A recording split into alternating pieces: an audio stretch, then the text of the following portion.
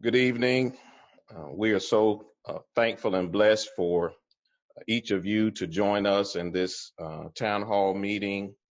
We know that this is a very um, trying times in our city and our nation, but we are so thankful to be able to bring the clergy and our city officials together to have conversations about where we are in our city and where we seek to go. I am Pastor Terry Ladd. I pastor First Baptist Church, East A Street here in Chattanooga. I want to introduce our mayor. I think we all know him, Mayor Andy Berke, City of Chattanooga Mayor. We also have as one of our panelists, Chief David Roddy, who's done an excellent job, an outstanding job in our city. We are waiting for the public safety coordinator, uh, Mr. Troy Rogers, so we should have him on momentarily. We have 7 pastors who will be our panelists initially, and they will direct questions to our city officials. And I'd like them to announce their names as well as the churches that they serve.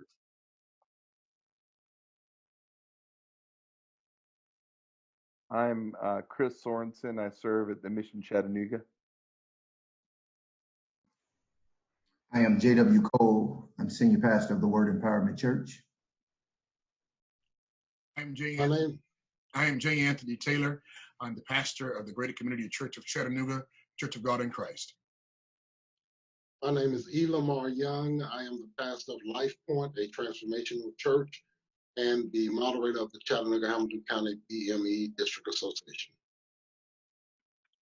I am Brian Salter, lead pastor of Lookout Mountain Presbyterian Church. I'm Mark Love, the lead pastor of Journey Church in Chattanooga.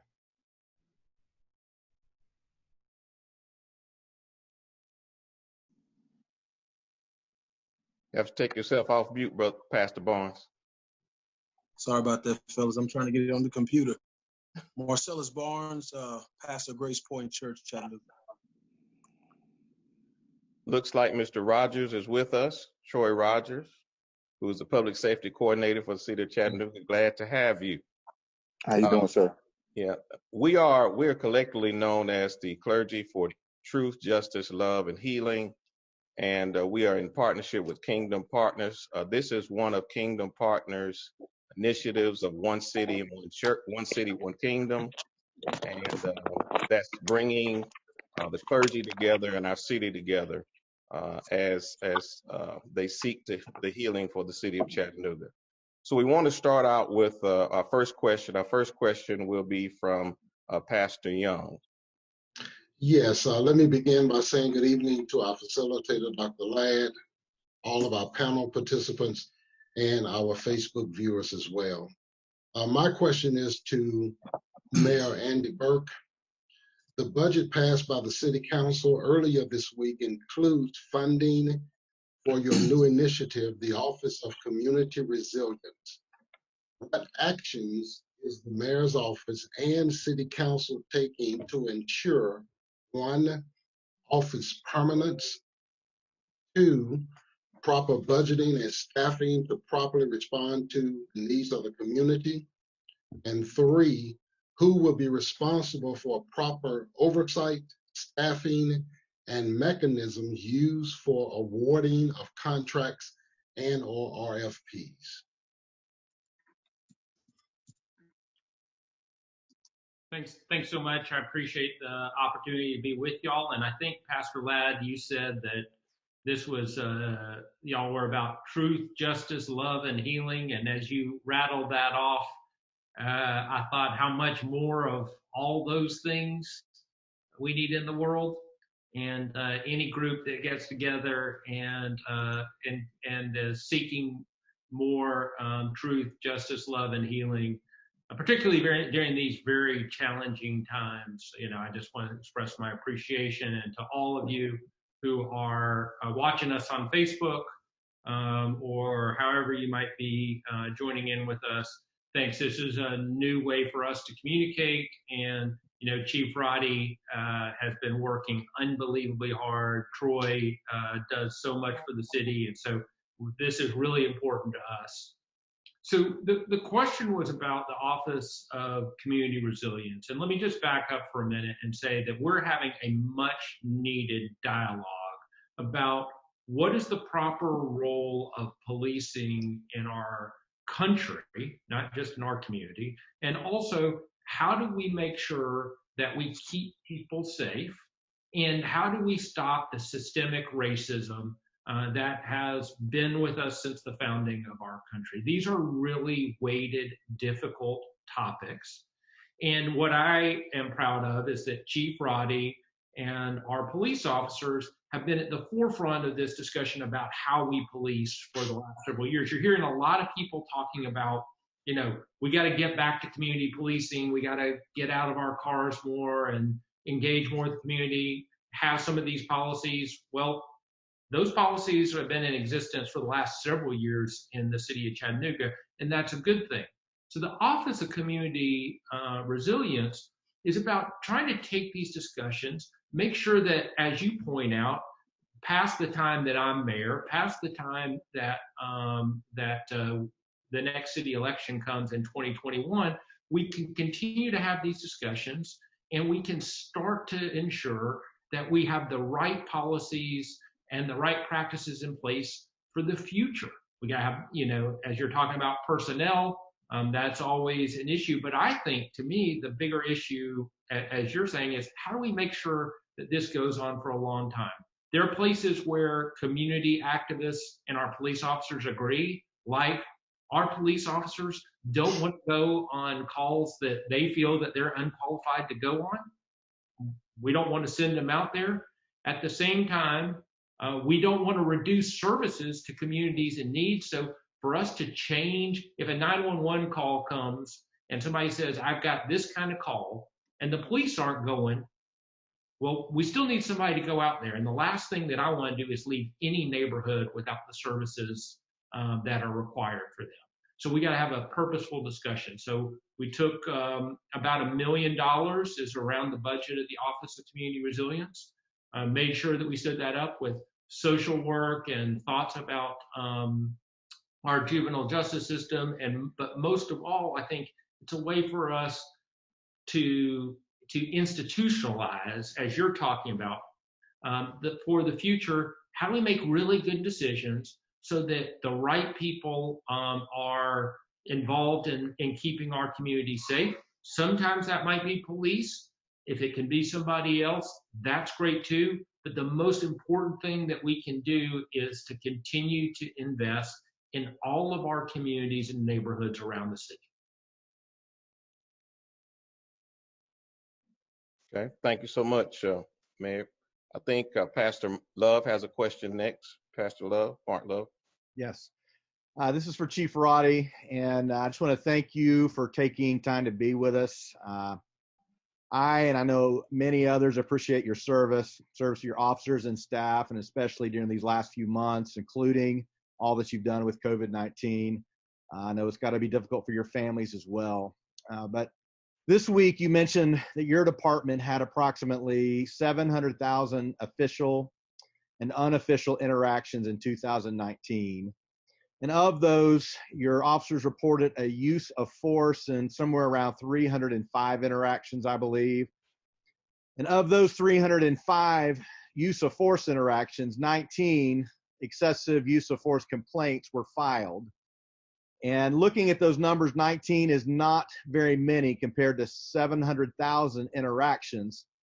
But we have seen that even one interaction that goes terribly wrong can significantly alter the life or death of a suspect, an officer, and forever change families and a community. My question is, how do you plan to have full transparency to the public in the investigative and disciplinary process of officers in cases of police brutality, excessive force, or in killing? Thank you, sir. It's an excellent question. And as you warned us before we started, I'll try and get into the 5-minute area, because it is a long process. The process of how your police department investigates allegations of misconduct against officers, the many levels of review in that investigation, but probably one of the more critical parts to what you're talking about in transparency is We currently have the Administrative Review Committee, which is a joint committee between officers and members of our community that review every single one of those complaints once they have reached the end of the investigation. So you do have that community review, and we are working to institute the Police Advisory Review Committee, which was formed recently last year, to take its place. So it is an entirely community formed group that will review that. They have the ability through their own bylaws to sit down and have meetings with me. Is there a restructure? Is there a revision in policy? How are things trained? Do we need to look at the level of training, the scale of training, actually who does it? All of those things are what we have worked up to this point, including the community, and we look forward to seeing what the PARC will bring us into the next level of that. Relative to the transparency of how we get information out into the community, once an internal affairs investigation has reached its conclusion, if there isn't an overriding criminal investigation, we release all of that through an open records request. It is free for anyone to ask for, and it's not an abridged version. We don't release just a single page that sums things up, gives a conclusion, and what a final disposition of. Through a Freedom of Information Act through the City Attorney's Office, you can have every single portion of that investigation. That includes the investigatory files, what the interviews were with the involved individuals, any body-worn camera, any in-car camera, anything that was used and reviewed during the course of the investigation, all the way up to me to make the final disposition, is included in that transparency to where we will give it out to those asking for it. So it's by law and it's by our policy. We make that available to anyone at the conclusion of the investigation. Did that answer your question, Pastor Love? Yes, thank you, Chief Roddy. Thanks, sir. Okay. I believe Pastor Taylor is next, J. Anthony Taylor. Yes, sir. Good evening, gentlemen. And this is a question is to our Chief Roddy. As a chaplain for the police department, I've had the honor and privilege of riding alongside, side by side with some of Chattanooga's finest. These brave men and women sacrifice daily their lives to serve and protect our citizenry. And in our chaplaincy, we were trained, that there's some things that we cannot unsee. And there'll be some things that we cannot avoid seeing. But while on duty, our officers don't have that luxury of not serving. They are faced with traumatic situations that will cause the average person to have nightmares and really psychological breakdowns. The National Police Support Fund says that between 7 and 19% of all police officers exhibit symptoms of PTSD, compared to 3.5% of the general public. In my professional field as a family and marriage counselor, I'm always, and also as a pastor, I'm able to serve those officers for about 4 to 8 hours during those ride-alongs. But what other professional counseling services are available or mandated for our officers in regards to mental health disorders and also PTSD and just help with counseling in general? Great question, sir. And thank you for your service. It's good to see you again. I haven't seen you in a little while. But the chaplaincy program that you provide for us and numerous other chaplains, that is one of the components. It is one of the most cathartic things you can have is the ability to just talk, to have someone listen to you, give their time to you. I doubt that that's foreign to any of you, given what your chosen walk in life is. So it's critical to have that other person in the car with them, to give that ability to have that sounding board. But we also have more deliberate mechanisms within the police department. We have instituted every year an in-service to where we have the leaders of our internal peer support group make a presentation to our officers just to bring that check on what does trauma look like, how to stay trauma informed, what are some signs and symptoms. And then you're talking about that 13%. There's varying degrees of what that impact looks like, and there's also varying degrees of what those symptoms and how they might be presenting themselves in that officer's life, whether that's professional, personal, or both. So making sure that we bring that awareness out every single opportunity we can with our officers is actually ingrained in the formal education that they receive every year during annual in-service. We also started up a peer support unit in 2018, and we've sent those officers and the leadership in that group to many different places across the country that have already started or had in place a similar peer support aspect. And what that has now grown from 2 individuals that really started with a fire to serve their fellow officers in this way, we're now well over 20 peer support officers within the department. And what we also do is we identify those peer support mechanisms and where they can inject based on their own personal experiences. If they have had stressors from, say, marital strife or financial burdens or actual traumatic events on the job or a culmination of those, we identify that same path that officer has worked towards. And when an individual presents with that same need, we connect them with that member of the department that has walked that same walk already. So it's that shared experience, and then they have a commonality that really shows to get them towards that healing part that we want to. We also address specific incidents within law enforcement. So if we have a major traumatic event like a July 16th or a Woodmore, and those officers experience firsthand, which we have unfortunately had that level of tragedy here in Chattanooga more than once, we schedule a critical incident stress debriefing, which is a state-run system, and it brings in law enforcement and mental health professionals into an enclosed setting with those exposed to the trauma in that incident. So it gets them started on that. It helps them understand what they're feeling. What they're feeling is normal. There's nothing wrong with what you're going through. And then they can figure out what the next step in that conversation looks like. Is it another component or key in with a member of the chaplaincy? Is it another member of the peer support? Or finally, the thing that we have provided through the city of Chattanooga and just our healthcare program is the employee assistance program, to where it's actual licensed counseling sessions that's covered through our benefits to get officers with professionals that can help them just in that counselor setting. So we try to do as many overlays as we can, because trauma can take the form of a very specific incident, or it can kind of creep up on you. And we think that we, through the overlay of the chaplaincy program, peer support, critical incident stress debriefing, and the EAP, we work to give multiple ways for officers to seek help in that area. Thank you, sir. Yes, sir. Okay. Reverend Sorensen. Hi, this question is directed for the mayor, to the mayor. My name is Chris, and I'm a drug addict and alcoholic. And 26 years ago, friends and family members came around me and helped me get help. By the grace of God, I have remained clean and sober ever since. Given what has transpired in my life since then, I feel confident in saying that it wouldn't have helped me or the community if I had ended up incarcerated rather than in rehab. According to the Prison Policy Initiative, in 2017, 1 in 5 incarcerated persons faced a drug charge. Of those people, 456,000 were held for a nonviolent drug offense, including possession. Now, it seems clear to me and to many people that our current drug policies are ineffective if their goal is to actually help people and protect the community. They seem to be quite effective if their goal is to put money in the pockets of people who own privately held prisons.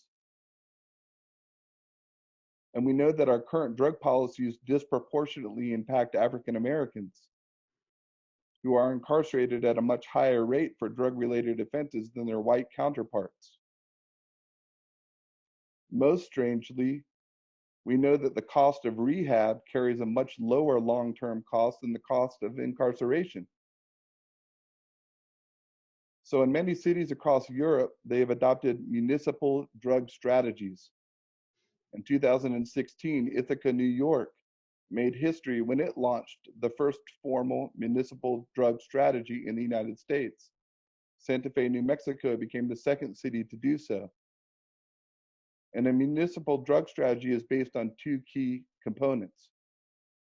First, moving our response to a disease model and away from a punitive criminal justice-driven model. Second, that those who are closest to harm and suffering,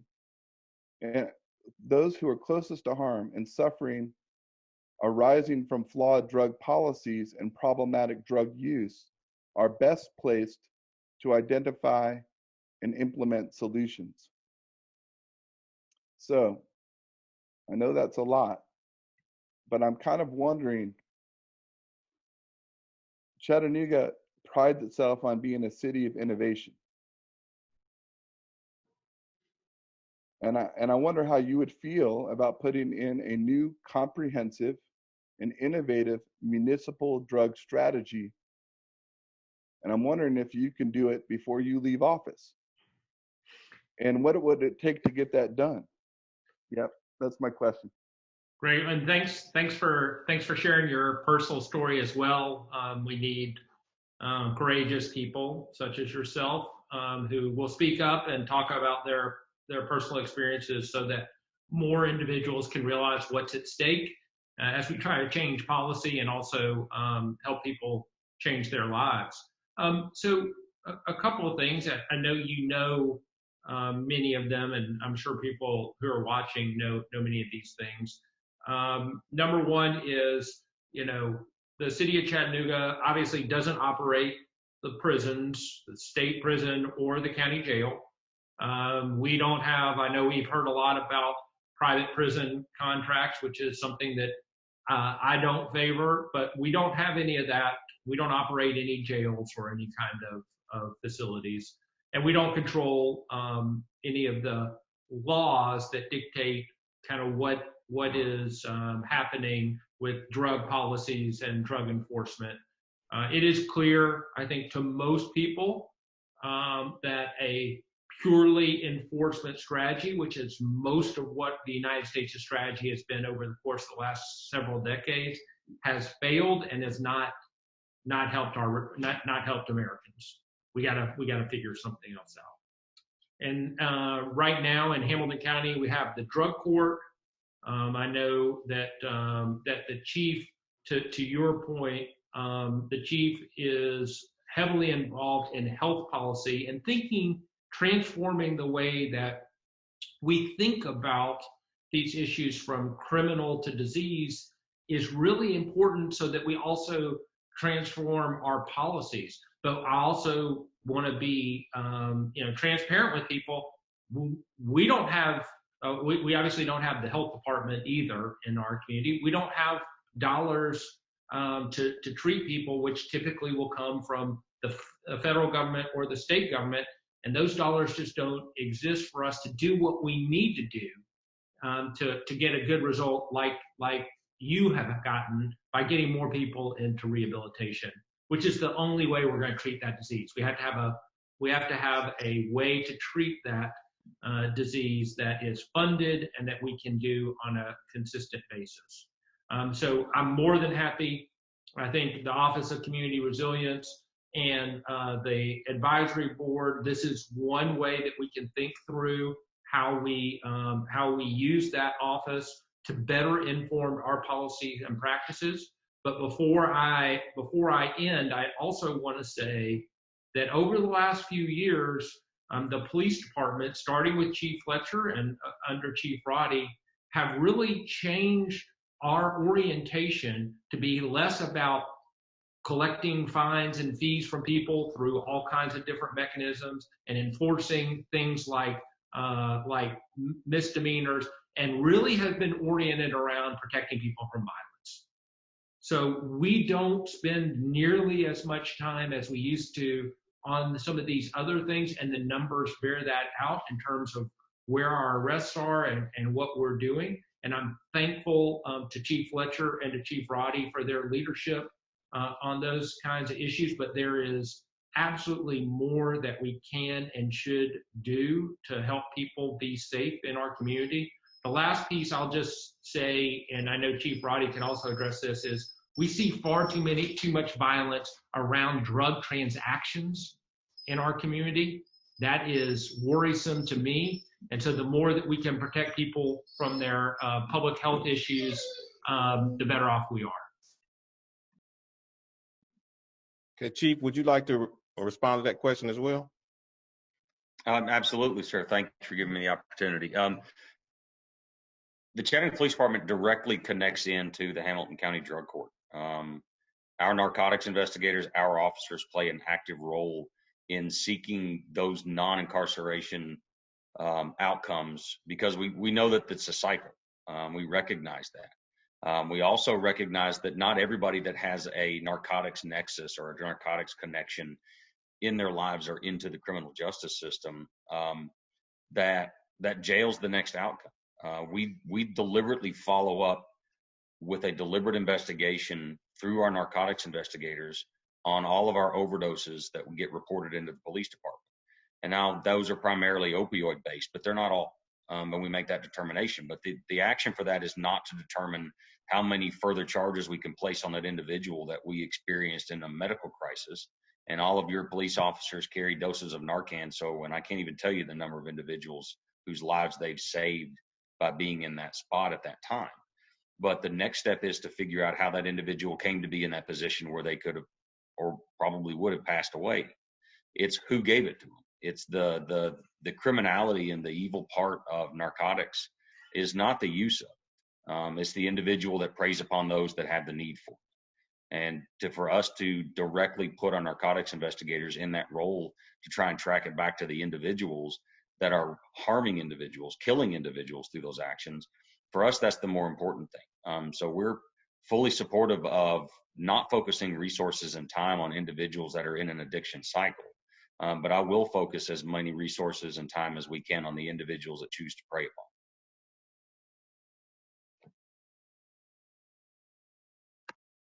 upon. Okay. Thank you, Chief. Our next question comes from Pastor Barnes.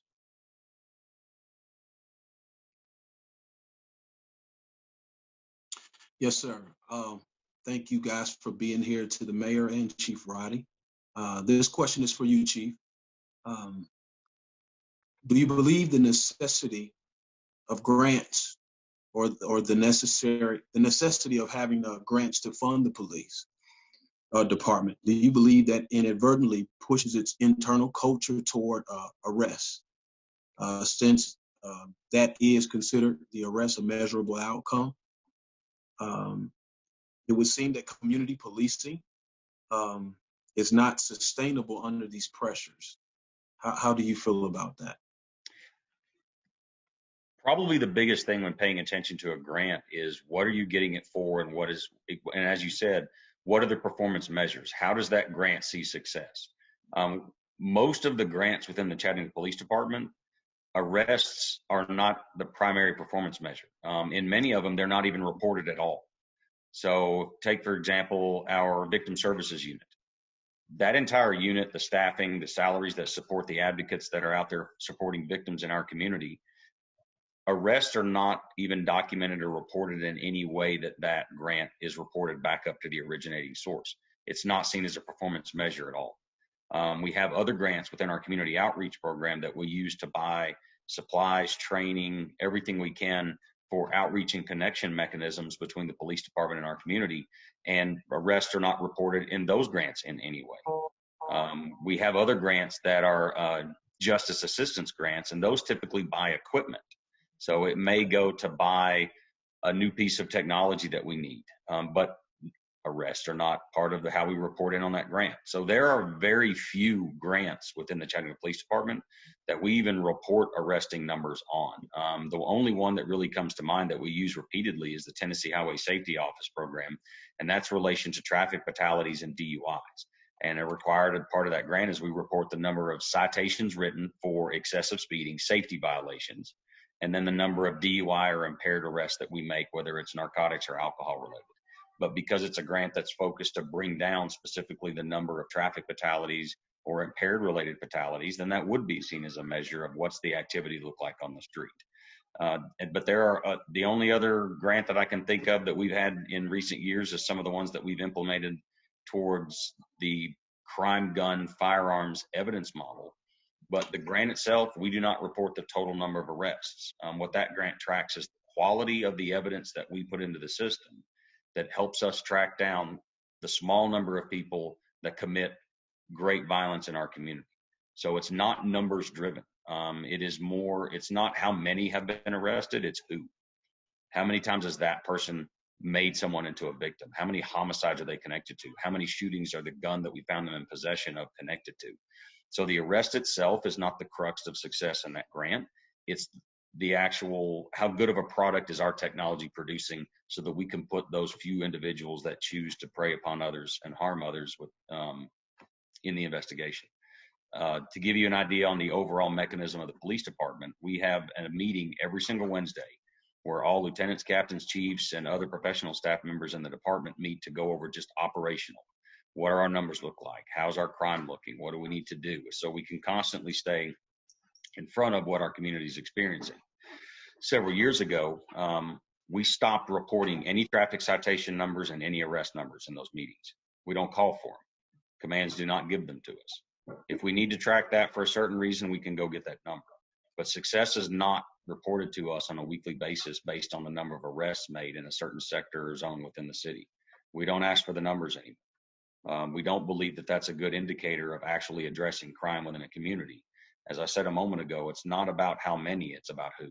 So if we can get to the 0.04% of the population of Chattanooga that commits roughly 70% of our violence, that 0.04% is not a huge number, but it does affect the level of violence in our city, and that's what we focus on. If I can just add to that for 1 second, I'm sorry, Pastor, and to your point and to Chief's point, we have Chattadata every month.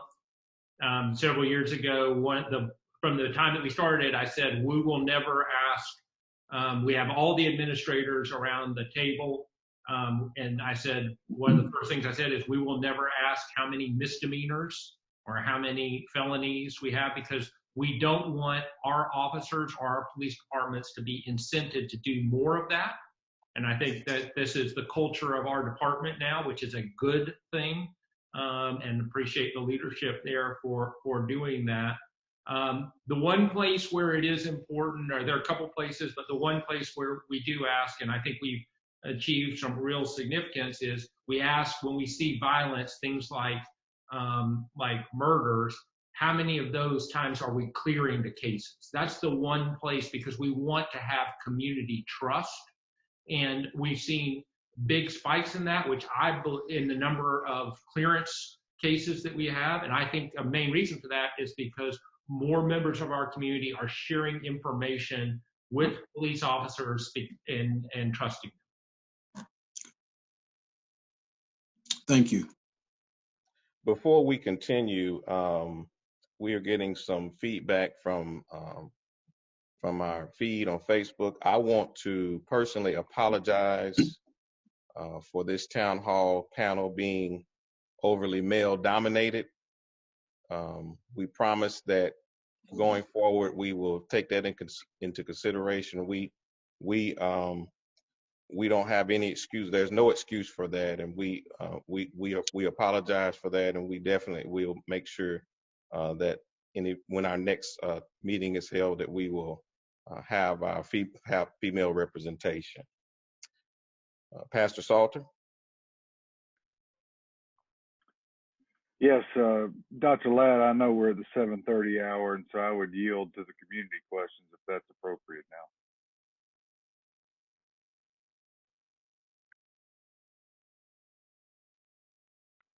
We have one more question from Pastor Cole, and then we will go. I have two community questions, and we will take those two community questions after Pastor Cole. Thank you, Mayor, and thank you, Chief Roddy and Troy Rogers for being with us this evening. My question is to Mayor Berke.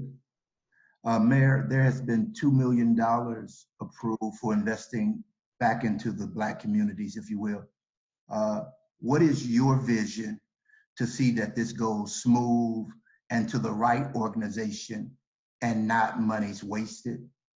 The second part of that question, Mayor, if you don't mind, is what is going to be your process for appointing people to sit on the committee, if there is one, to oversee those RFPs, RFQs, RFX as they come in? Yeah, so thanks, Pastor Cole. And, first of all, let me say that I believe wholeheartedly in investing in our community, and that's the best way that we're going to keep our people safe in the long run. You can't arrest our way out of this problem. Just can't. We cannot do that. At the same time, we know that we need police to keep us safe today. We have to build strength and resilience in our community for the long run. Over the last few years, of course, we've done lots of things. We've built an office of early learning and invested in early learning scholarships and in new seats, and in Baby University, we've started a homeless division. You know, we had huge success with veterans, and over the last several months, we've expanded that to the entire community. We've housed hundreds of people. That's going to be even more important with the severe economic problems that we've had. We started the Youth and Family Development Department, built a new YFD center, have plans to redo others, built parks across the city, including Southside Community Park. So we want to invest. That's the way that we got to do. But we also have to realize, if we're just, especially as we talk about race, the modern Black freedom struggle has been going on for 400 years. 400 years that we've had the modern Black freedom struggle. And so we have to understand that no thing that we did last week, last year, last 2 years is something that is going to cure or somehow end that. We've got to continue this struggle and push forward and invest in neighborhoods and people to keep ourselves safe and to build resilience and the true success of people in our community. So every year we have in our budgeting, we have the chances for people to apply for money. We give out agency funding each and every year, and did that long before this year. That process is informed by community members. So we actually, in our budgeting process, we have community members who help to figure out what should be funded and what shouldn't. They give us feedback. We have budgeting sessions where the community can come in and sit at tables with us, offer their insights. We give allow people to do that online. We really want people to be involved in the process. As we expand out the Office of Community Resilience, we're going to be putting together this board, and there's a way for anybody to apply. We have what's called board connectors service, because we want to ensure that it's not just the people I know. I appreciate all y'all who I know on this call, but we want to give, as Pastor Ladd was talking about, the people who don't see on this screen, they should be allowed to apply. So go on the website, go to Board Connector, put your name in, send me an email to mayor@chattanooga.gov. You can send me a message on Facebook or on Twitter. I promise there's a million ways to get in touch with me, and I read them all. So we want and need a diverse group of people. I know, as I talked to one of the activists who's been out there protesting, he said to me, "Am I going? I would like to be at the table as we do that." And I said, "If you want to participate, that's what we need. We want the voices of all of our community to be heard in this process." Thank you so much. This is a question for Mr. Rogers. How will the Office of Community Resilience impact your work with gangs and other of your current initiatives?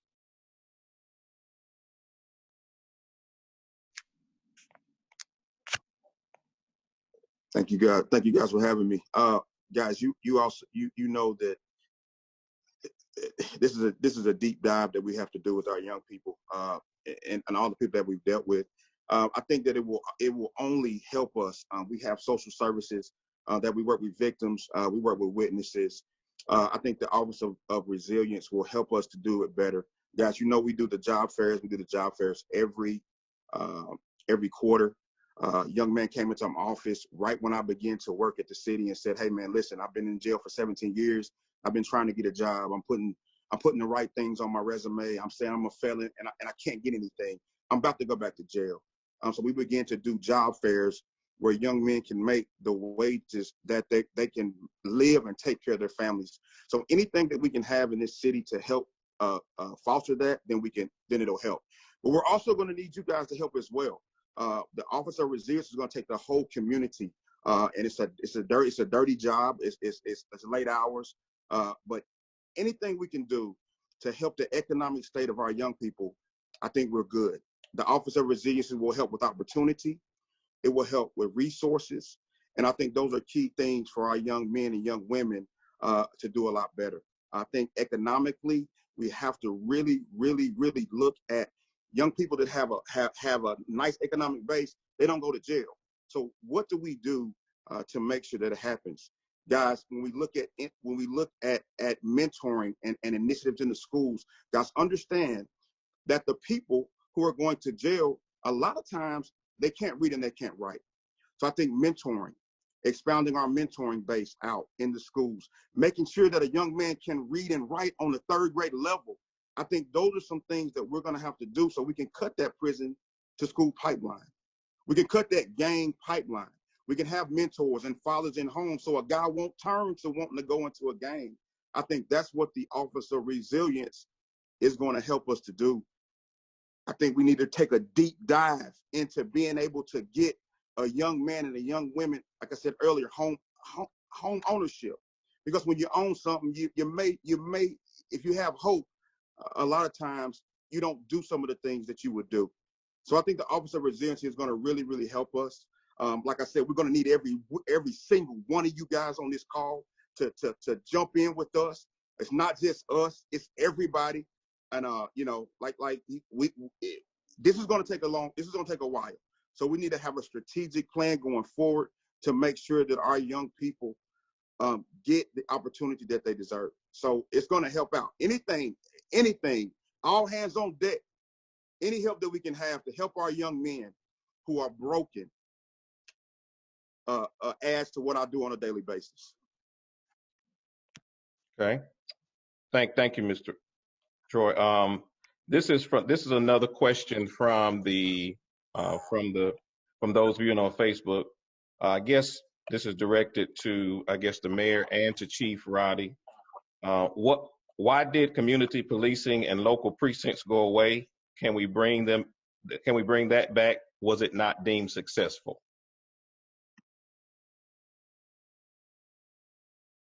You want to take that one first, Mr. Mayor? Community policing didn't go away, but it's taking a different form. When I remind folks in conversations, if anybody knew what year the community policing started in Chattanooga, it actually started as a formal program in 1997. I was a midnight shift patrol officer in East Chattanooga, and the way that community policing, the form that it took then, was we were asked to fill out sheets of things that we saw wrong in the areas that we patrolled. Street lights out, abandoned buildings without the windows boarded up, cars abandoned, a lot of broken windows stuff. And over time, we realized that simply just reporting into the machine what we were observing during our tours every night wasn't getting the job done. We would put a report on the same street light being out for 3 or 4 days in a row because the volume couldn't be handled or taken care of. And then we could report 8 different streetlights being out. But if everyone that lived on that street didn't care about the streetlights being out, we weren't doing any good. The model that we kind of worked towards back then, it excluded a very important part of community policing. It excluded the community. So looking at now, what we do is we actually use the term problem-solving policing. And that is where our officers engage with different segments of the community, whether that's geographic, whether it's an organization, whether it's faith-based, whatever that looks like, to ask what is important to those living, working, raising families in the areas that the police officers are patrolling, to find out what is most important for them.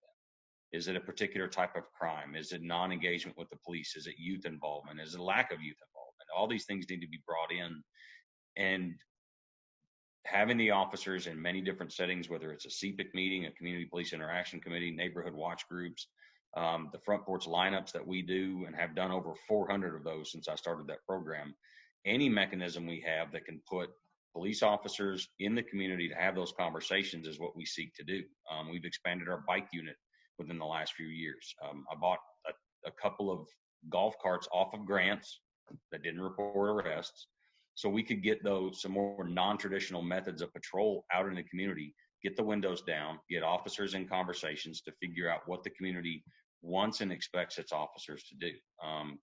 So community policing isn't a thing over to the side. It is a mentality that the officers go into their shifts every day with, of how do I engage with the individuals that are asking me to help, and how do I help them with I would just add that that the culture that that's being built at the police department through the policies that you've heard about, but also through the leadership that Chief Roddy and others provide, is all about, as he said, working with the community, hearing from them, making sure that that we feel like we're partners with them, not just because it's the right thing to do, which of course it is, but that's the way we keep people safer. As I noted earlier, we're clearing a lot more cases because we are. Sorry, my dog is on me a little bit here.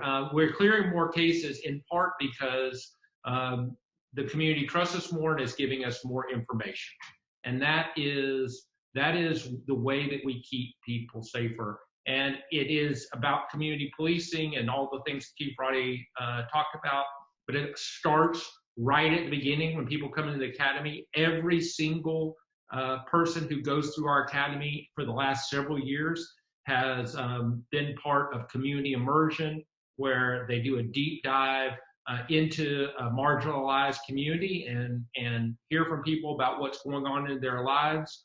The culture that they preach through training, through example, all that builds the kind of, I think, partnership that we're talking about. And as I keep saying, we're solving more cases because more people trust us. This is a great conversation that we're having nationally, but I do think that there are many things that the police department has done here locally to be at the head of that already. Thank you both. Another question from our audience. In my opinion, the Family Justice Center is underutilized. How can it be more utilized effectively? Well, I appreciate that, and I think I would put it back to some extent on the writer and say, you know, we really need, if you have ideas, we want to hear from you. It's a two-way street here. I'm certainly talking a lot, but we want to hear more from you. The Family Justice Center is all about making sure that we stop the cycle of violence and that we help victims become survivors. Because if you've been through that kind of trauma, if you've been a victim of violence, particularly from somebody who says that they love you, that really affects your life in tremendously damaging ways. And we want to provide the one-stop shop that helps people really get their life back on track. And I mean, I just think about it sometimes if I've been abused by my partner, and I may not have a place to live, may affect my job. I'm wondering where to go. The last thing that we want people to do is have to go from here to there, looking for different people to give them opportunities. The Family Justice Center allows people to talk to social workers and counselors and police officers and whatever else they need at the same time.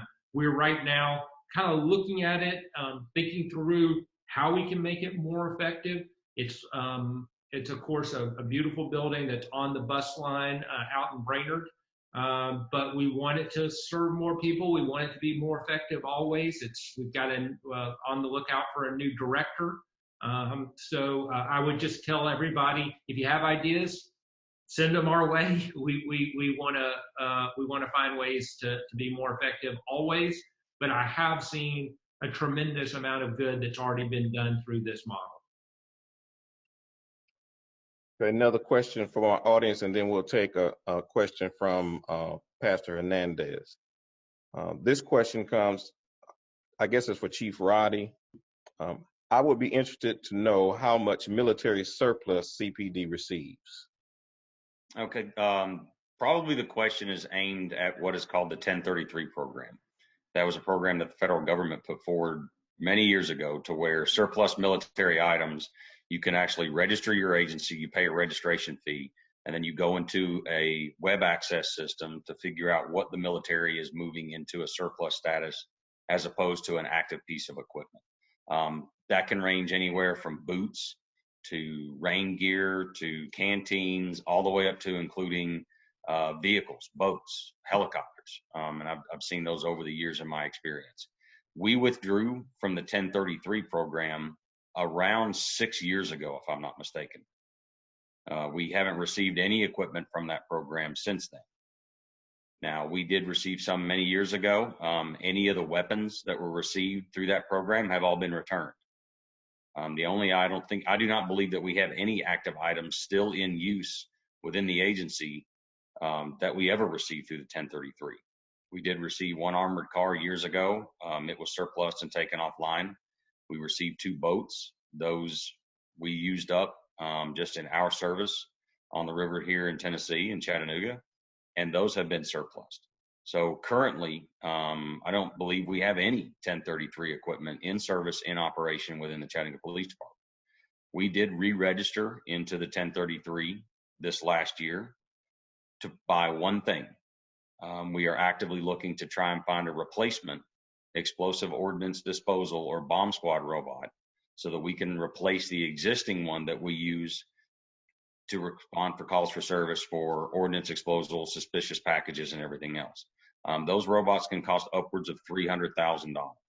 And we just thought it was a smart budgetary move to try and obtain that robot for free through a military surplus program than to go after Chattanooga tax dollars in a capital purchase. And once we find that robot, hopefully we will, and we would obtain that robot, that will be the only item that we will get off of the 1033 program. Okay. Thank you so much. Yes, sir. Pastor Gus Hernandez has joined us from Silverdale Baptist Church. He has a question. Pastor Hernandez? Yeah, sorry to be a little late. I've been playing nurse. My wife had surgery in her leg, and I've been kind of being nurse and chef. So sorry I was joining a little late, but appreciate all you guys. I know you guys are really great. I have a couple questions real quick. One for the mayor. Mayor, do we have is there a system or funds available or fund, let's say, assistance for Black-owned businesses? Because we have areas like, we look at Alton Park area, we look at East Brainerd area, and even the Rossville Boulevard area, with Hardy Elementary, East Chattanooga area. Is there an incentive if I'm African American and I want to have a business? Do we have something in our city to enhance and create? Because that way, like even Troy was saying, it gives more opportunity even for some of the young folks to work in some of these businesses, but also see a good role model of Black businesses giving the opportunity of having some more Black businesses, especially within in our city. So that's one question for you. And then one real quick for Chief Roddy. Roddy, I know that there's a lot of cities, again, going back to trying to help early on with the youth and also relationship. We don't have a police athletic league. And I know when I was in South Florida for many years, we had that. I know Detroit has it. I know a lot of these cities have, they have little leagues that's sponsored by the police. There's funds. And we look at our summer programs to get some of these kids off the street and playing different sports. I've talked to my son-in-law. He coaches at Howard High School. How do we get Howard High School baseball field? How do we get the Southside baseball and get these kids at least in baseball programs? But maybe with the police, that'll be, I think, a great thing to have the police involved in some of these police athletic leagues within the community. So, Mayor, one for you and one for Chief Roddy on that. Thank you guys so much. Well, thanks so much. I don't know why Chief Roddy gets the sports question and I get the business question. That I thought maybe we could talk about what we get. Hopefully we're getting baseball back and basketball back here at some point. Right. So. Well, I know a lot of his police officers, and they're pretty good athletes. So I know a lot of them, and some of them actually, a couple of them play baseball for me when I was coaching back in the day. So they're pretty good athletes. So to the question about Black-owned businesses and assistance, everything that we have is open to any business, no matter who owns it. Okay, but when I became mayor, one of the things that I'd heard during the very first campaign was that the only thing that we had available to people was these pilots that you saw for big businesses, these huge businesses. And that was basically the only economic development incentive that we had. So when I came into office, one of the first things that we did from from the economic development standpoint was we started something called Growing Small Businesses that was specifically aimed at businesses that were under 100 people. Okay. Now, the federal government, just so everybody knows, when the federal government talks about small businesses, they're talking about businesses under 500 people. Now, we don't have that many businesses over 500 people in our community, so we really wanted to find those types of businesses that the federal government, they're talking about 300 people and 400 people are qualifying for their incentives, as you've seen with the PPP stuff that they've done. We wanted to really work on people that much smaller businesses. So we started growing small businesses. That has gone to a very diverse group of people and business owners. We started then a couple of years later something called the Neighborhood Reinvestment Fund. Part of what that does is invest in neighborhoods through public projects that are relatively small, like we did. We have many of them, but if you've been to know where Toccoa Park is in the Brainerd area, we redid the playground there and many other things. But there's another part of the Neighborhood Reinvestment Fund that focuses on these businesses where a lot of local people work that are out in the neighborhoods. The very first one that I did, was in East Chattanooga.